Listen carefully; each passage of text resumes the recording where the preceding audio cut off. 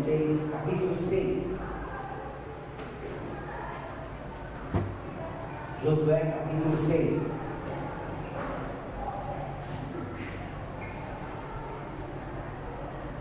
Israel atravessou o Jordão, Israel chegou do outro lado, Israel ficou esperando aquilo que Deus queria fazer. Então Israel, com Josué, ele ouvia Deus falar, que ele transmitia aquilo para o povo, e conduzia o povo à medida que Deus falava com ele. Amém? Capítulo 6, versículo 1. Jericó estava completamente fechada por causa dos israelitas. Ninguém saía, ninguém entrava. Então o Senhor disse a Josué: saiba que entreguei em suas mãos Jericó, seu rei e seus homens de guerra. Marche uma vez ao redor da cidade, com todos os homens armados. Faça isso durante 6 dias. 7 sacerdotes levarão cada um uma ovelha e um chifre de carneiro na frente da arca. No 7º dia, marchem todos 7 vezes ao redor da cidade. Os sacerdotes toquem as trombetas. Quando as trombetas soarem, um longo toque, todo o povo dará um forte grito, e o muro da cidade cairá, e o povo atacará cada um no lugar onde estiver. Josué, filho de Nun, chamou os sacerdotes e disse: levem a arca da aliança do Senhor. 7 de vocês levarão a trombeta à frente da arca. Ordenou ao povo: avance, marcha ao redor da cidade. E os soldados armados irão à frente da arca do Senhor. Quando Josué terminou de falar ao povo, aos 7 sacerdotes que levavam as suas trombetas perante o Senhor, saíram à frente, tocando o trombeta, e a arca da aliança do Senhor e atrás deles. Os soldados armados marchavam à frente dos sacerdotes e tocavam a trombeta, e o restante dos soldados seguiam a arca. Durante todo esse tempo, tocavam as trombetas, mas Josué tinha ordenado ao povo: não dê branco de guerra, não levante a sua voz, não diga palavras alguma, até o dia que eu lhe ordenar. Então vocês gritarão. Assim se fez, e a arca do Senhor rodeou a cidade, dando volta em torno dela. Então o povo voltou para o acampamento, onde passou a noite. Josué levantou-se pela manhã seguinte, e os sacerdotes levaram a arca do Senhor, e os 7 sacerdotes que levaram as trombetas iam adiante da arca do Senhor, tocando as trombetas. Os homens armados iam à frente deles, e o restante dos soldados seguiam a arca do Senhor, enquanto a trombeta tocava continuamente. No segundo dia também, rodeando a cidade uma vez, e voltaram ao acampamento durante 6 dias, repetiram aquela ação. No 7º dia se levantaram-se ao romper da manhã e marcharam da mesma maneira 7 vezes ao redor da cidade. Marque bem, 7 vezes. Foi apenas nesse dia que rodearam a cidade 7 vezes.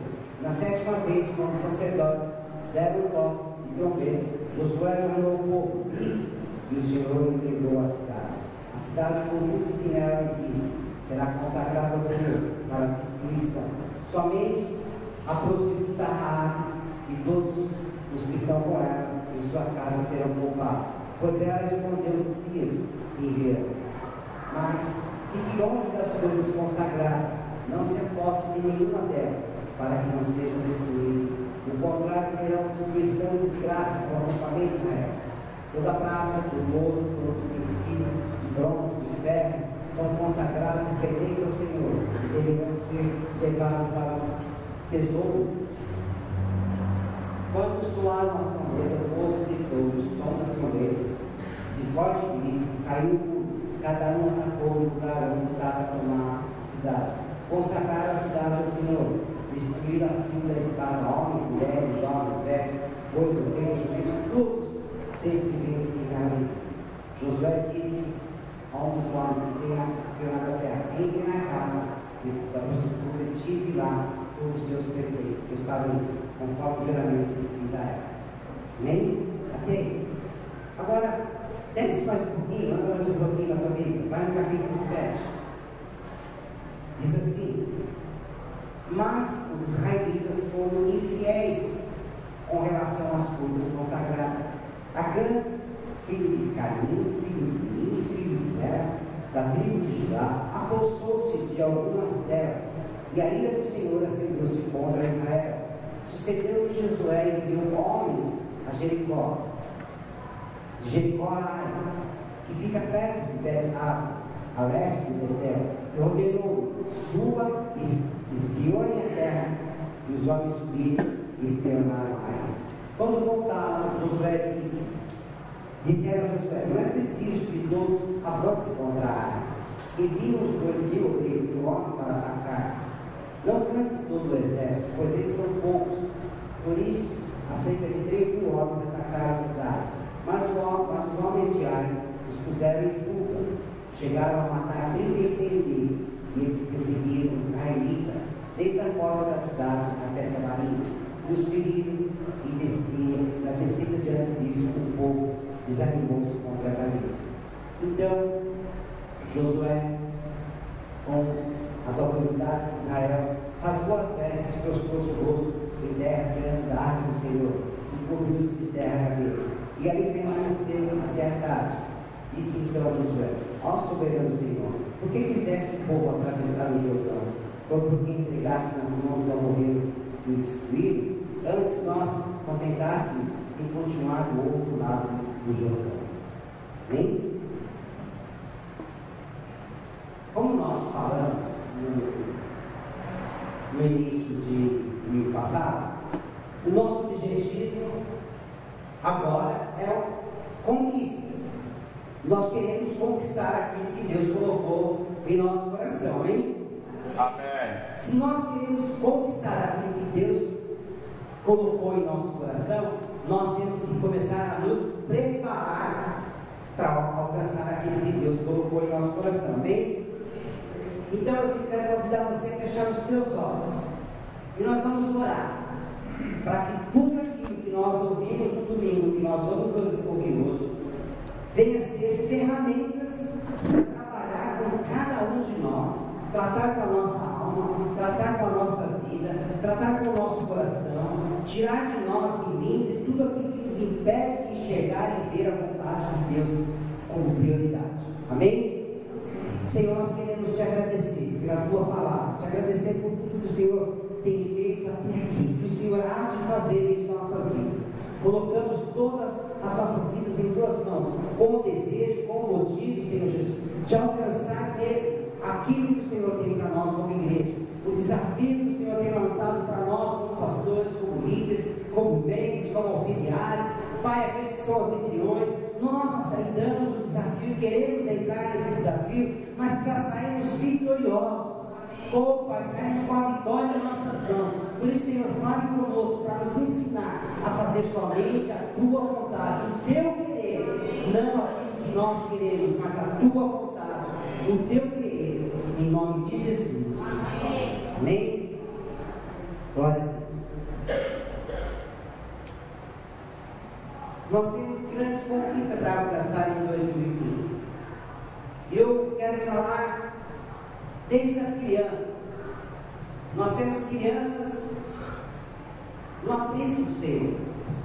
Crianças que precisam crescer, que precisam alcançar a maturidade e que precisam se reproduzir em outras crianças.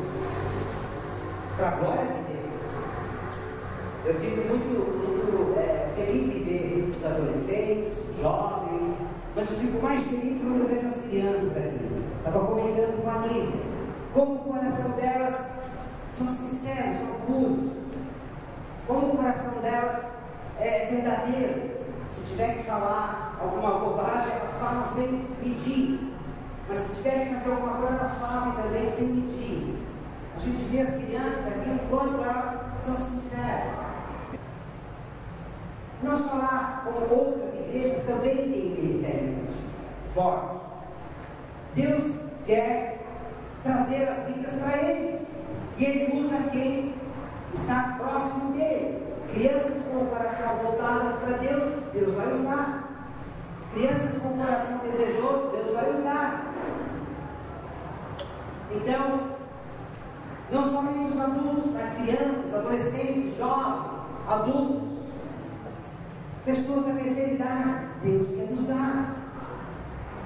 Deus não quer só usar aqueles que são mais novos ou já estão com o conhecimento, com o entendimento da palavra de Deus. Deus quer usar das crianças aos mais velhos.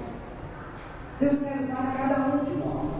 Deus quer trabalhar na nossa vida. Deus quer usar a minha e a sua vida para conquistar outras vidas. Muitas vezes nós ficamos rodando, olhando somente para o nosso umbigo, olhando para o nosso problema, para a nossa situação, para a nossa dificuldade. Olha o meu problema, olha o meu problema, olha o meu problema, olha o meu problema, olha a minha doença, olha isso, olha aquilo, olha aquilo, olha a minha situação financeira, olha o meu casamento, olha isso, olha tantas coisas. E não olha o que Deus está fazendo, o que Deus quer fazer. Nós olhamos para tudo isso, mas nós não conseguimos evangelizar. Nós não conseguimos levar a palavra para ninguém. Nós não conseguimos. Crianças podem evangelizar crianças, trazer ao culto a glória de Deus. Mas nós adultos também, os adolescentes também, os jovens também. Fico feliz quando vejo os adolescentes, sempre tem alguém aqui. Sempre tem alguém que os adolescentes trazem. Todos precisam reproduzir outros para a glória de Deus. Nós precisamos reproduzir outros. Eu ouvi dizer que a principal tarefa do pastor é treinar os santos que pertencem a Jesus. A principal tarefa do pastor é treinar vocês que são os santos da igreja nossa, para que a gente conquiste vidas, para que a gente saia e traga os frutos que Deus espera de cada um de nós. O maior desafio do pastor é levar a gente que está em volta dele, o povo que está em volta dele, a reproduzir. O maior desafio da igreja é a reprodução. É reproduzir. Diga, reproduzir. Esse é o desafio nosso. Você acha que o desafio é fazer uma maçã produzir outra? Não. Uma manga produzir outra manga? Também não é desafio. Um limão produzir outro limão? Também não é desafio. Se nós jogarmos o caroço de manga na terra, você pode ter certeza que vai brotar. Isso só representa duplicação. Mas desafio é muito maior. Desafio é multiplicação.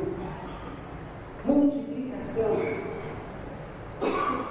Irmãos, o desafio que Deus tem dado a nós, como pastores, como líderes, é transformar a maçã em macieira, é transformar a mangueira, né, a manga, uma mangueira, o limão no limoeiro. É muito mais do que só duplicar, é multiplicar. Quantos limões vão sair de um limoeiro? Quantas maçãs vão sair de uma macieira? Quantas mangas sairão de uma mangueira? Não é só ter uma outra manga, é a multiplicação. A multiplicação. Isto é, pessoas sejam frutíferas. Crente que não dá fruto, não é frutífero. Sabe qual é o fruto do crente? Quem sabe me dizer qual é o fruto do crente? Outro crente. Eu preciso dar fruto, eu preciso ter um outro crente. Se a gente imaginar fazer uma pintura, eu creio que eu olharia para o, por exemplo, Daniel. Eu olharia para o Daniel ali, veria o Daniel em volta dele, uns 20, 30 convertidos. Eu tive, olhando para o Daniel, várias pessoas em volta do Daniel, eu tive. É esse o desejo de Deus. É isso que Deus. Então Daniel é um pé que dá frutos. É uma árvore que dá frutos. frutífero. Esse é o desafio de Deus. Eu acho que Deus quer, eu tenho certeza que Deus quer 100% de crescimento nosso. Deus não quer só 10% de crescimento nosso. O nosso dízimo é 10% e ainda é limitado. Não é? 10% é aquilo, é aquilo, é aquilo. Mas Deus quer 100% de nós, do nosso crescimento, da nossa vontade de alcançar os desafios que Ele tem lançado para nós. Josué poderia ter parado logo que chegou na cidade. Paramos aqui vamos ficar. Mas o desafio era maior.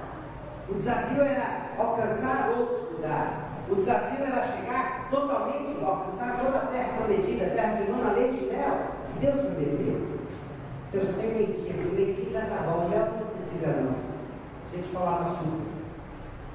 Deus prometeu a terra que emana leite e mel, é tudo.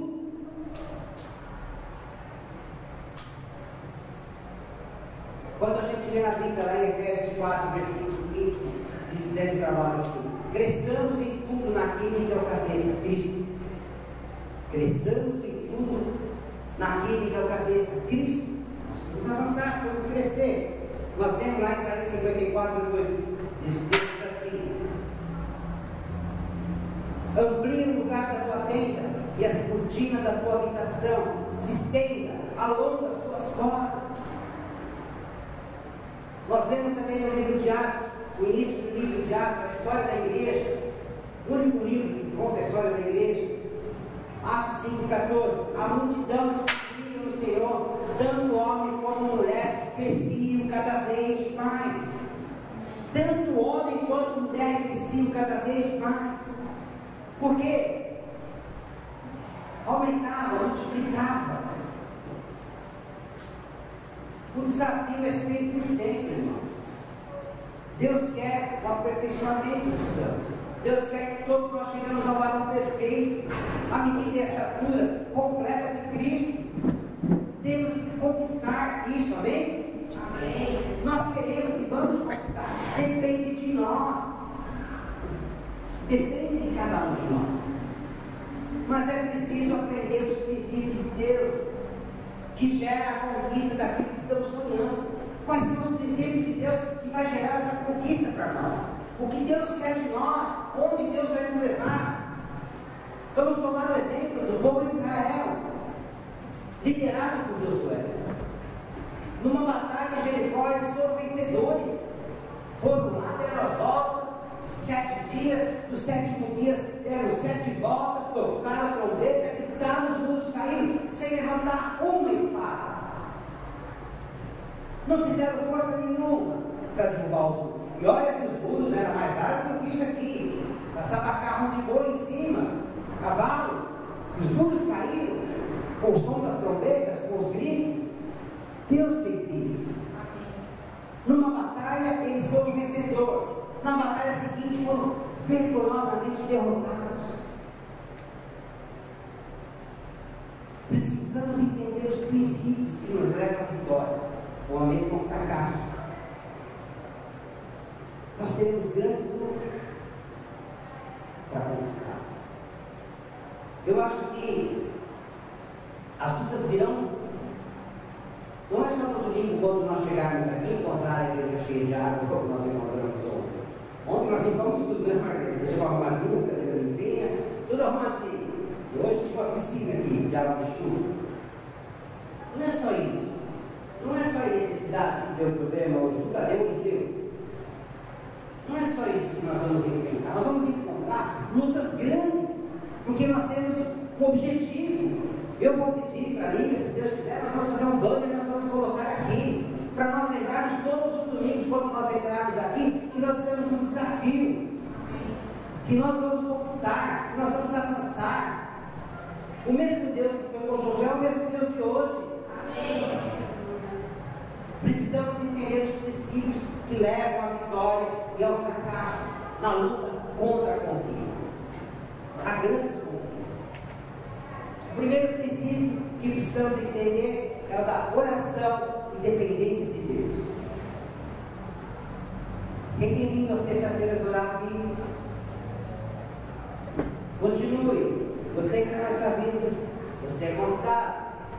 Para nós alcançarmos os nossos objetivos, vencer esses desafios, nós precisamos estar aqui, na oração, na dependência. Lá em Josué 5, versículo 13 ao 15, eu quero ler com você. Estando Josué perto de Jericó, olhou para cima e viu um homem em pé, empunhando uma espada. Aproximou-se dele e perguntou: você é por nós ou por nossos inimigos? Nenhuma coisa e nem outra, respondeu ele. Veio na qualidade de comandante dos exércitos do Senhor. Então Josué se prostrou seu rosto em terra, em sinal de respeito, e perguntou: que mensagem o meu Senhor tem para o seu servo? O comandante dos exércitos do Senhor respondeu: tire a sandália dos pés, pois o lugar que você está é santo. E Josué as tirou. Josué sabia do desafio, sabia do que ia se passar, ele tinha consciência. E nós vemos lá no capítulo 7, do versículo 2 ao versículo 4, o seguinte: deixa eu achar aqui que eu li. Sucedeu que Josué enviou homens de Jericó a Ai, que fica perto de Bet-Ave, a leste de Jericó. Ele ordenou: subam, espiou na região. Os homens subiram e espionaram lá. E quando voltaram, Josué disseram: não é preciso que todos avancem contra a Ai.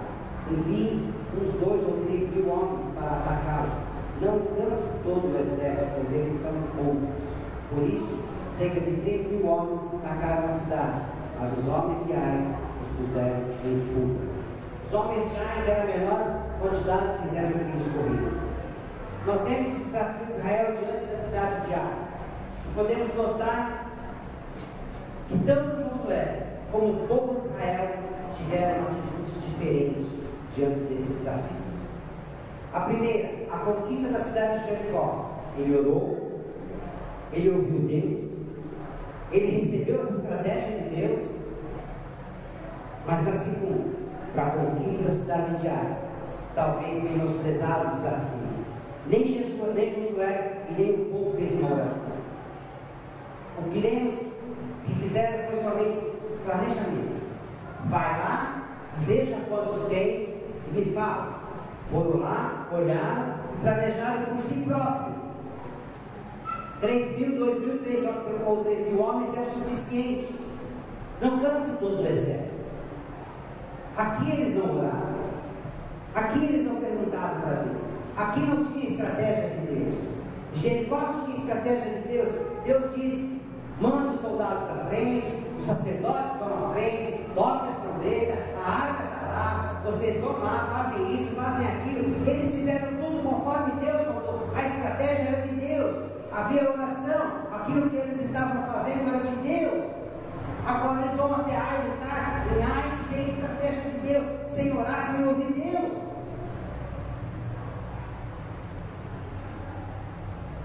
Planejamento humano foi o que eles usaram.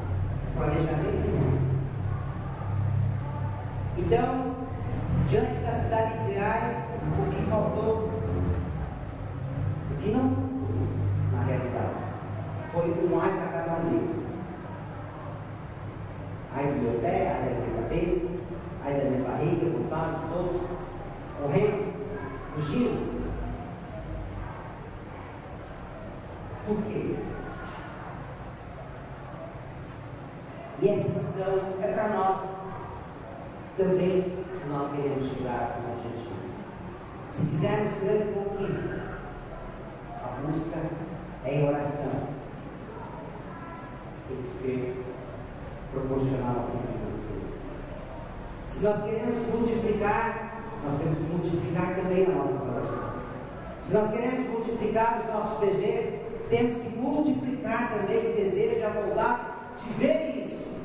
Não é somente falar, o pastor falar, o líder falar. Não, nós temos que nos envolver para que isso aconteça. Nós precisamos um do outro, sabe? Dar as mãos, corrermos juntos, estarmos nessa corrida juntos. Não é só um PG crescer, não é só um líder avançar, é todos.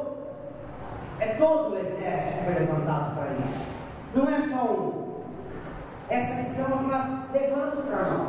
Nós não podemos agir da segunda maneira que Josué agiu. Nós não podemos deixar de ouvir Deus. Nós temos que ouvir Deus. Nós temos que orar, buscar as estratégias de Deus, não a estratégia humana. Amém? O próximo princípio que precisamos entender é o da estratégia e planejamento. No capítulo 6, antes de encarar o desafio de Jericó, lemos que houve uma estratégia planejada. Mas em Josué 7 diante de Ai, lemos nada disso acontecer. É fácil perceber para a conquista de Jericó uma estratégia sobrenatural dada por Deus. E o povo seguiu o seu planejamento. Deus seguiu o planejamento de Deus. O povo seguiu o planejamento de Deus. E ele conduziu o povo de Deus à vitória. Mas quando o desafio é Ai, não havia nenhuma estratégia, muito menos sobrenatural, muito menos dada por Deus. Simplesmente vamos e façamos isso. Quando Josué, o líder, enviou 3.000 homens, sem nenhum planejamento, é claro que poderia acontecer o que aconteceu, ser humilhados, e eles foram humilhados. Você já imaginou você chegar diante de uma cidade com 3.000 homens e 500 outros te pôr para correr, 500 outros te ferir e ainda matar 36? Essa lição é para nós. Se quisermos grandes conquistas, se quisermos multiplicação, se quisermos crescimento, se quisermos um aumento de número de conversão, de número de batismo, então nós temos que seguir a risca o planejamento, as estratégias que Deus tem dado à nossa igreja. A nós como pastores, aos nossos líderes, nós temos que seguir a estratégia que Deus tem nos dado. Eu me recordo que eu aprendi 5 princípios numa igreja que eu passei: adoração, discipulado, serviço, comunhão e evangelismo. Isso o pastor Paulo pregava aos sábados para nós, quando a gente tinha reunião com ele. Eu aprendi isso: adoração, discipulado, serviço, comunhão e evangelismo. E depois que nós assimilamos isso, começamos a ouvir sobre célula, como a Bíblia chama no livro de Hebreus de reunir com a igreja em casa. Aí nós começamos a aprender sobre isso. Lá em Hebreus, no capítulo 10, no versículo 25, diz assim: não deixamos de reunir-nos como igreja, segundo o costume de algum, mas procuramos encorajar uns aos outros, ainda mais quando vocês veem que se aproxima o dia do Senhor. Em outra versão diz assim: não deixe de congregar, não deixe a nossa congregação como de costume de algum, antes façamos a demonstração, tanto mais quando vês que o dia do Senhor se aproxima.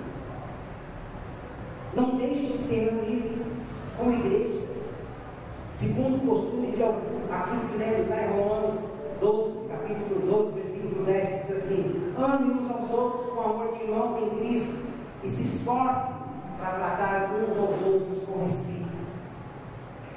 É isso que está lá. Reunir como igreja, fazer o que lemos lá em Efésios 5:21. Sejam obedientes uns aos outros. Em Colossenses 3:9, onde lemos: não minta uns para os outros. Reunir como igreja, fazer aquilo que está em Romanos 16:16. Cumprimente uns aos outros com beijo de irmão.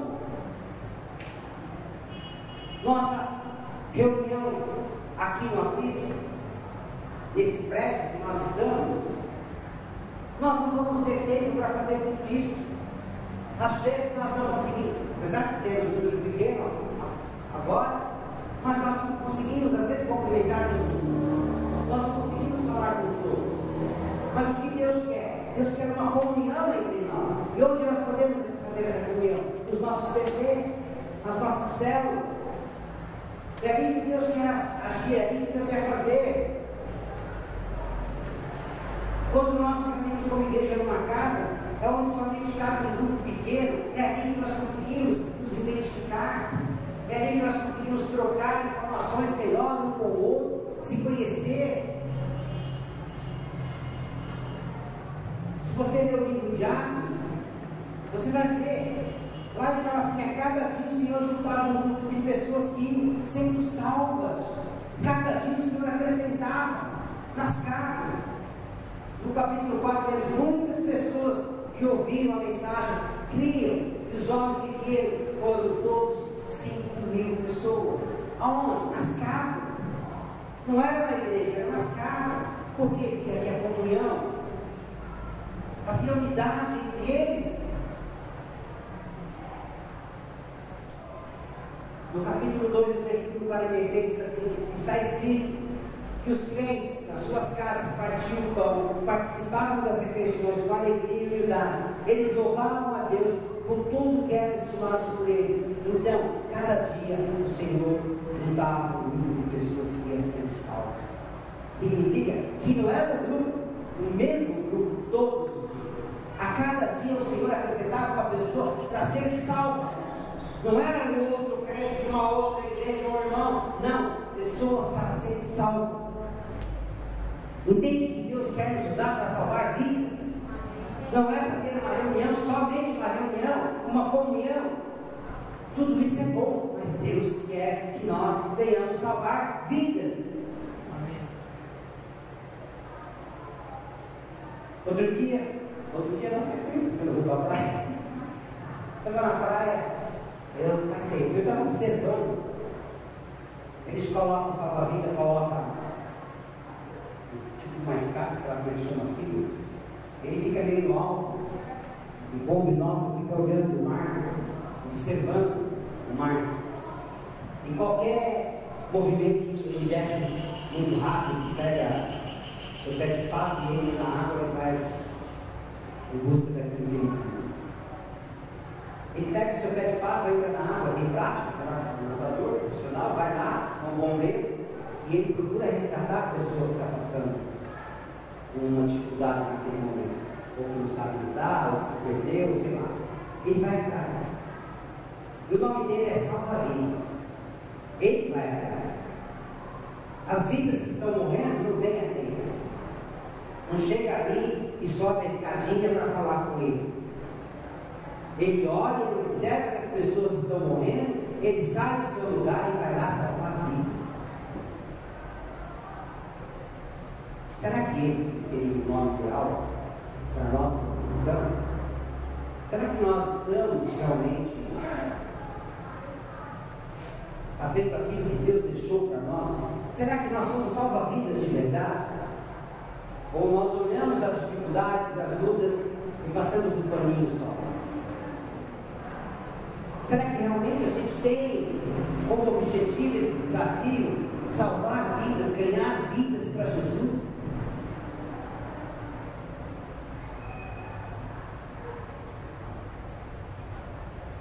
A igreja de Atos, ela se reunia e ela tinha um objetivo. Elas tinham duas reuniões.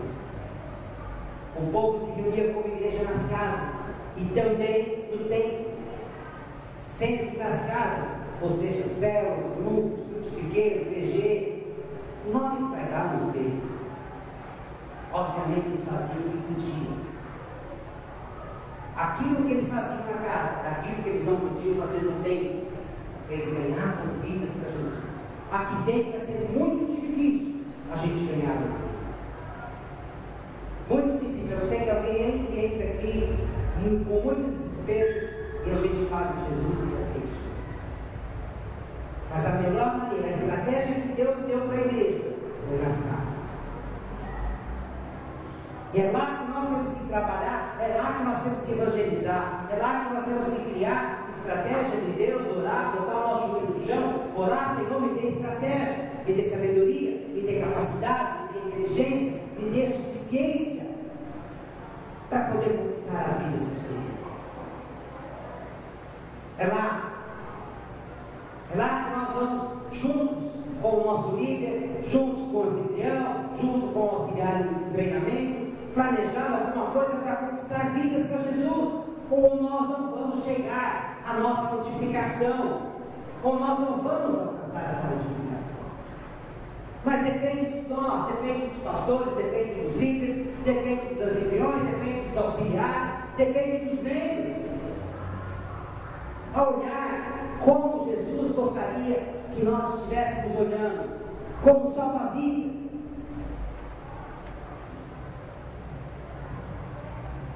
Eu acho que a primeira vez que um bombeiro entra na água e consegue tirar alguém ali, ele deve voltar daquilo ali cheio, alegre, feliz, porque ele salvou uma vida.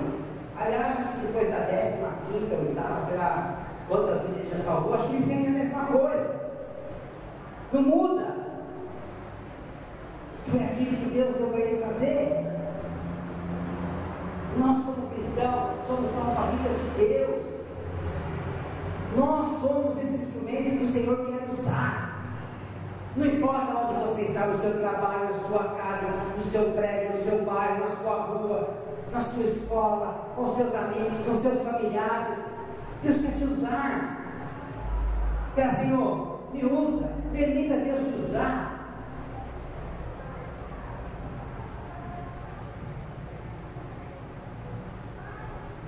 Sabe, ao longo dos anos a igreja deixou de se reunir nas casas e passou a se reunir em prédios como esse. Por isso que você vê grandes igrejas bonitas, catedrais, coisas grandiosas. Mas será que essa é a vontade de Deus?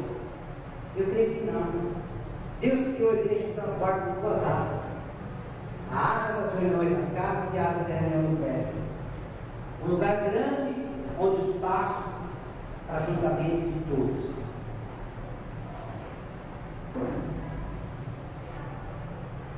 É o que nós estamos vivendo aqui hoje.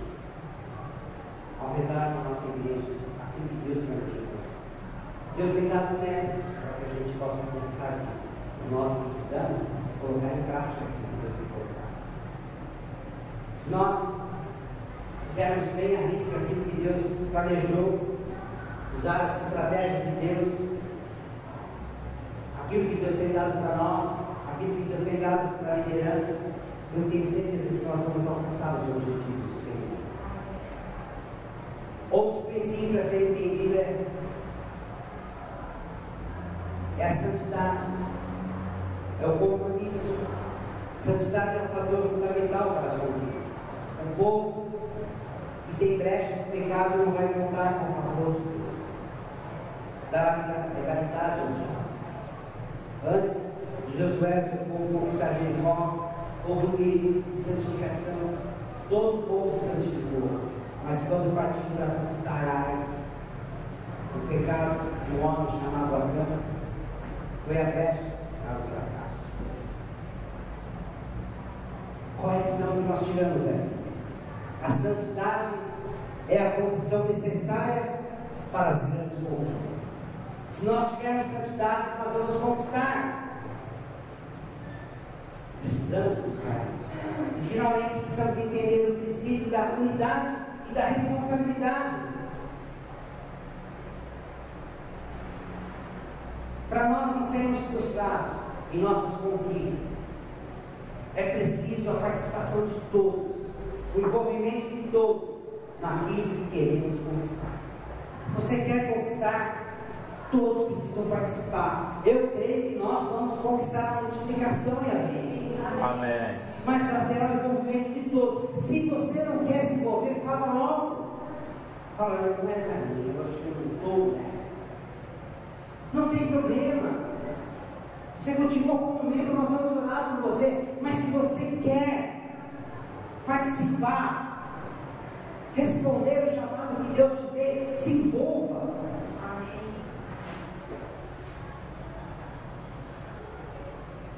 Em Jericó todo o povo rodeou a cidade e fez o que Josué ordenou. Agora em Ai, a absoluta maioria ficou relaxada. A maioria ficou relaxada. Só 3.000 foram à batalha. Qual foi o resultado? Poucos trabalharam, Então todos foram derrotados. Poucos trabalharam, todos foram derrotados.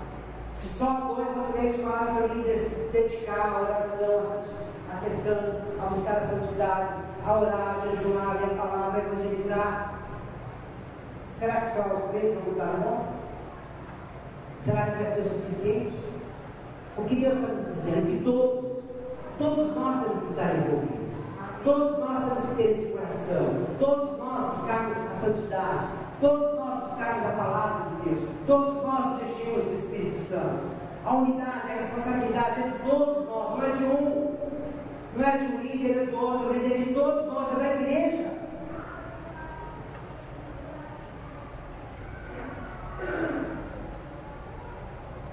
Qual a lição que nós tiramos daqui?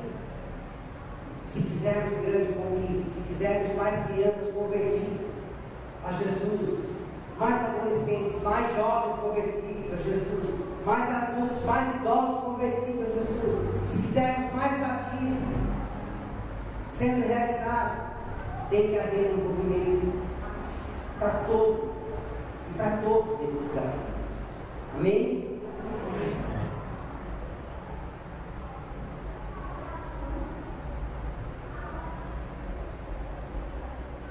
Você crê no poder de Deus? Amém. Você crê no Espírito Santo que habita em você, pode fazer você ganhar almas? Amém. Amém mesmo? Amém. Creia no poder do Espírito Santo para fazer com que você transforme a vida das pessoas. Creia no poder de Deus para que você, uma macieira, uma pessoa frutífera para a glória de Deus. Você é uma macieira para Deus.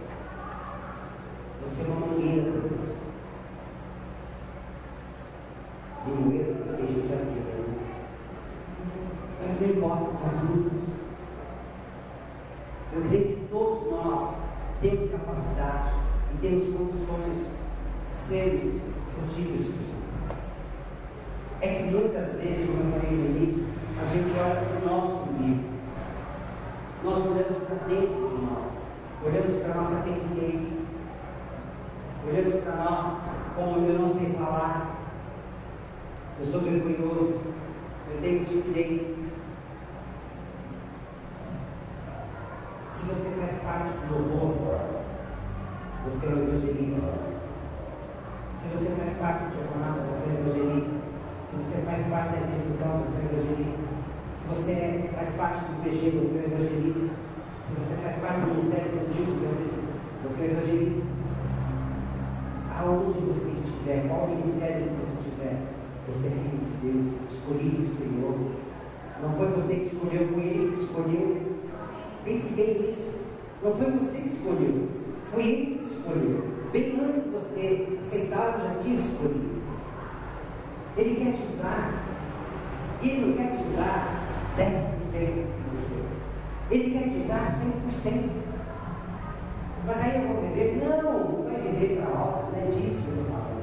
Eu estou te falando daquilo que você é capaz de fazer aonde você está plantado. Onde você está. Você vai ser útil para a obra de Deus aqui na igreja. Você vai ser útil para a obra de Deus no seu PG. Você vai ser útil para Deus no seu trabalho, na sua casa, na sua família. Você é útil para Deus no lar onde você mora.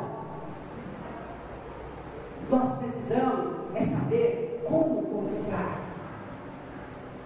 É pedir para Deus as estratégias. É orarmos. É termos um compromisso de ler a palavra de Deus, de orarmos, de buscarmos, ser comprometido com o PG, ser comprometido com a igreja, ser comprometido com a liderança, coisas que vão acrescentar para que a gente possa entrar nesse desafio, nesse ano e conquistar. Você pode estar pensando, por que tanto esforço? Por que trabalhar tanto para uma célula?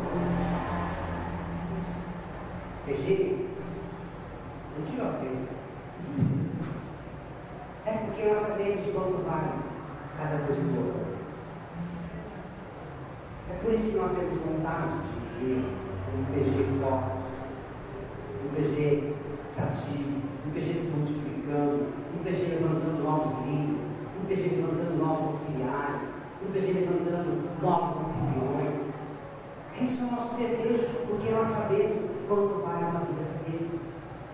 Eu sei quanto vale a tua vida para Deus, eu sei que você também sabe.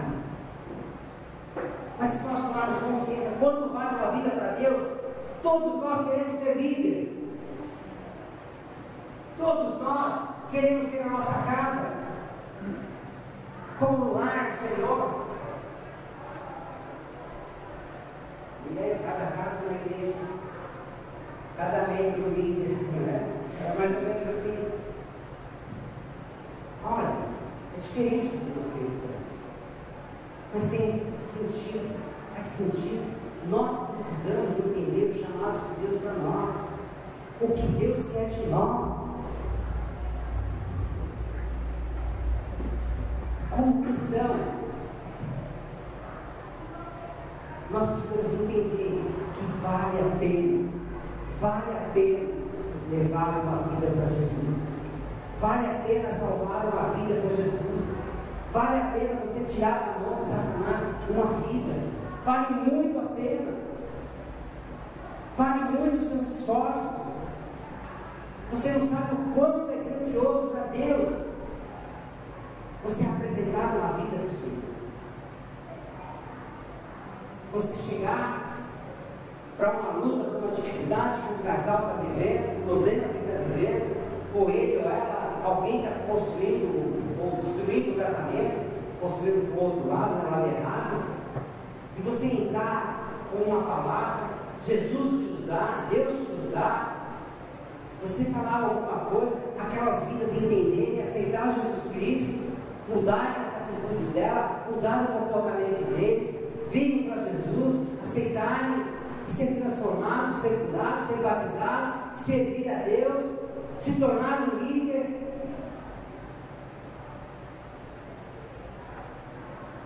O quanto é gratificante. Mas nós precisamos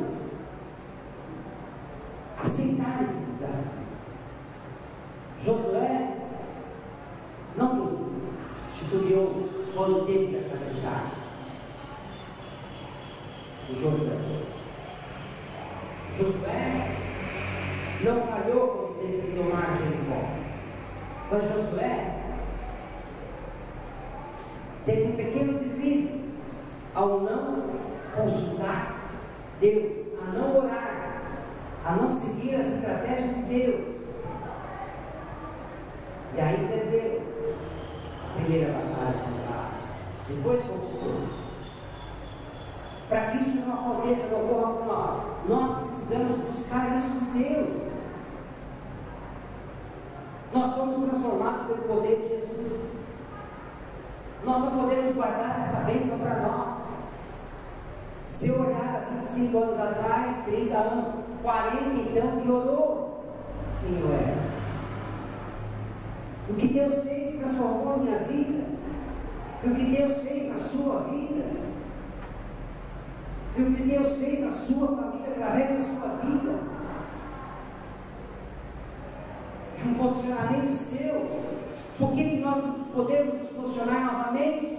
Para ganhar vidas, resgatar vidas, trazer vidas para Deus. Povoar o nosso PG com vidas que ainda não tiveram encontro com Deus.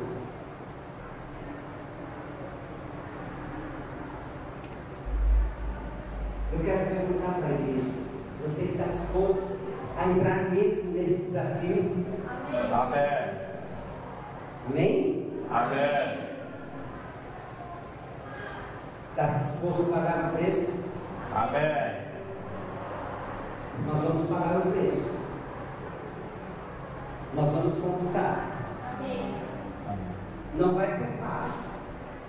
Vai ser difícil. Mas se você também, como eu falei agora há pouco, achar que é difícil para você, é complicado, fale conosco, converse conosco. Abra teu coração para mim, comigo, seu líder. Nós não queremos ver ninguém abatido, se motivado. Nós queremos ver 100% da igreja motivada. Nós não queremos 10%, nós queremos 100%. 100% da igreja motivada.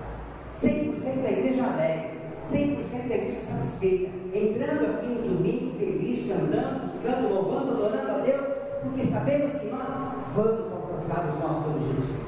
Sabemos que já estamos trabalhando em prol do reino, sabemos que já estamos fazendo para Deus. Podem surgir de hoje para amanhã os resultados, mas surgirão, vão acontecer. Amém? Novos líderes, novos anfitriões, novas casas, novos membros. Ou eu estou falando com a bobagem? Porque se nós não tivermos esse coração, se nós não tivermos esse desejo de alcançar vidas, de se multiplicar, é melhor nós fecharmos a porta e fazer uma reunião só na nossa casa, orar com a família, ler a Bíblia com a família. Mas se nós temos o desejo de ver um ente nosso querido se converter, um vizinho, um amigo de trabalho, como o Carlos falou agora há pouco, se nós desejamos isso, nós temos que nos esforçar. O que Jesus fala? Se te pedir para dar uma milha, ore 2. Se te pedir para orar, vir aqui orar 1 hora, ore 2. Se pedir para jejuar 7 horas, jejue 14. Se Deus pedir para nós fazer uma vigília de 12 horas, passamos 24. Vamos nos expor na mão de Deus. Vamos deixar Deus agir, Deus fazer. Pare de olhar para o seu umbigo, pare de olhar para o seu problema. O seu problema entrega para Deus. O Senhor está aqui, o Senhor que vai conduzir, o Senhor que vai fazer. Olha as minhas finanças, olha o meu casamento, olha o meu relacionamento, olha a minha profissão, olha o meu trabalho. Está nas tuas mãos. Agora, Senhor, vou dobrar as mangas e vou fazer a tua obra. Porque sei que enquanto eu estiver trabalhando para o reino, o Senhor está trabalhando para mim. Amém. Não é assim? Se nós trabalharmos para Deus, Ele trabalha para nós. Ele abre portas onde ninguém consegue abrir, onde ninguém consegue enxergar. Ele vai lá e abre. Ele restaura, Ele cura, Ele sara, Ele abençoa. Mas depende de nós, de como nós vamos fazer isso. Amém? Eu falei no domingo passado, se nós fizermos um balanço do que foi 2014, e se nós queremos colocar o percentual, se foi ruim, se foi bom, eu diria que foi 50%, 50%. Mas por que você está falando isso? Não foi bom? Foi bom. Mas também não foi tão bom assim, porque nós não ganhamos aquilo que Deus desejava que nós ganhássemos. Deus nos abençoou. Estamos aqui, temos um lugar aberto, falamos a palavra de Deus, pregamos a palavra de Deus, conquistamos alguma vida? Conquistamos, mas não era o que Deus queria. Deus queria mais. Deus queria mais do Carlos e da Cristina, queria mais da Jussara. Cadê o outro? Do Tiago e da Nive. Queria mais de mim, Evelino, como pastor. Queria muito mais de cada um de nós. Mas foi o que nós podemos dar para Deus agora esse ano, com estratégia, com desejo, com vontade, com desafio. Nós vamos dar aquilo de melhor para ter o dobro do que ganhamos esse ano. Amém. Amém? Então, eu não vou ver essa igreja desmotivada, ou eu vou ver essa igreja desmotivada? Eu vou ver essa igreja alegre, feliz, com desejo de vencer, amém? Em todas as nossas áreas. Nós não vamos vencer só como cristão ganhando vidas para Jesus. Nós vamos vencer sim, ganhando vidas. Vamos vencer no casamento, no relacionamento, na família, na saúde, nas finanças. Em todas as áreas nós vamos vencer. O que a palavra nos ensina? Que nós somos mais do que vencedores em Cristo Jesus. Se nós somos mais do que vencedores, por que não adquirir isso para nós? Amém? Amém. Você ama Deus? Amém. Você ama o teu próximo? Amém. O que nós vamos conquistar? Feche os olhos. Aliás, feche os olhos.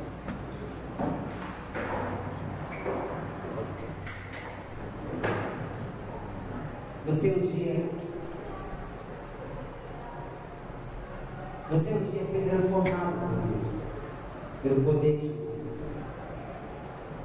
Um dia Jesus entrou na sua vida e mudou a sua história, mudou a sua maneira de agir. Um dia Jesus entrou na tua vida e mudou os teus pensamentos. Um dia Jesus entrou na sua história, mudou o seu casamento, mudou a sua saúde. Um dia Jesus mudou a sua família. Jesus mudou porque Ele entrou na sua vida. Muitas pessoas não dormiam. Muitas pessoas tinham problema de insônia. Muitas pessoas tinham problema na saúde. Muitas pessoas tinham N problemas. Quantidades enormes de dificuldade, de luta. Mas um dia teve a oportunidade de conhecer o Jesus. Como nós um dia tivemos a oportunidade de conhecer o Jesus. E passamos a viver de uma maneira diferente daquilo que nós descobrimos o verdadeiro amor de Cristo, o quanto Ele nos ama. Descobrimos o quanto é poderoso o Espírito Santo agindo em nós. Começamos a descobrir várias coisas com a convivência com Jesus em nossa vida. Quando nós abrimos o nosso coração para Jesus, Ele entra, Ele transforma, Ele muda, Ele cura, Ele sara, Ele tira as feridas. E a gente experimenta algo novo. Uma vida nova acontece dentro de nós. As mudanças acontecem sem que a gente percebe, a gente começa a mudar. Sem que a gente percebe, as nossas palavras já não são mais a mesma. Da nossa boca já não saem mais palavras que ferem os ouvidos de Deus. Da nossa boca saem palavras que santificam, que edificam a vida das pessoas. Quando nós temos Jesus Cristo, quando nós encontramos com Ele, as coisas vão mudando em nós. Muda o comportamento com a esposa, com o esposo. Nós passamos a ter mais mansidão, compreensão. Começamos a ter mais amor. Começamos a entender a necessidade do outro.